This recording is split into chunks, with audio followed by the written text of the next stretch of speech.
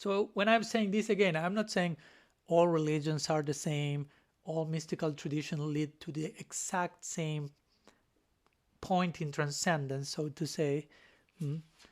Of course, that idea may sound appealing to our longing for human togetherness. All is one, and ultimately we will be all one.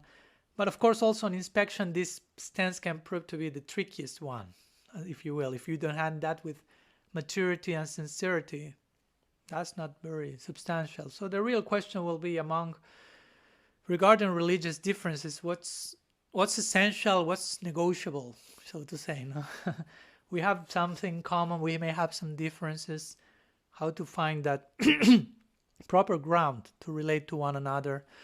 So regarding what's essential between these mystical traditions, monotheistic mystical traditions I'm referring when I'm saying this, of course each mystical tradition will have its own details that make them unique. But I will say that before entering into the details that make all of these traditions unique, even before entering the very details of our own tradition, it's important that first we learn to understand there is a non-dual foundation. Remember, we are speaking about non-duality here. So before going to the ultimate theological details of Lila, learn that reality is non-dual. Before going to the details of mystical, Christianity or Islam, whatever, first learn that there's a non-dual foundation there.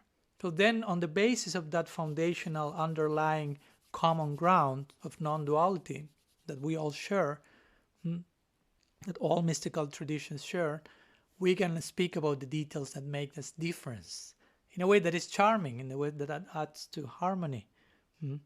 So, and I will be using these two terms interchangeably. Like mystical tradition basically means non-dual tradition, a tradition which proposes reality is ultimately non-dual. So all religions are not the same in every single sense of the term, but nonetheless, again, there is enough common ground to speak about. We share the same foundation, and we can appreciate each other in a way that may not be threatening to us. There is a place for that. Not everyone may be expert in that, but the possibility is there. So we as Gaudiyas should learn how to relate to other traditions and appreciate them in a way that is not threatening our faith or confusing it. Of course, in a neophyte state, that may not be a recommended exercise, so to say, because it may create too much confusion. First, you may need to get grounded in your own tradition before you can become too broad and too open and capable of integrating and appreciating the diversity of other traditions.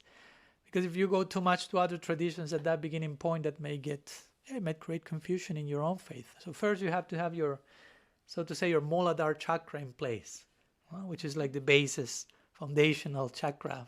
Have that balanced, and then we can speak about other chakras, other things, so to say.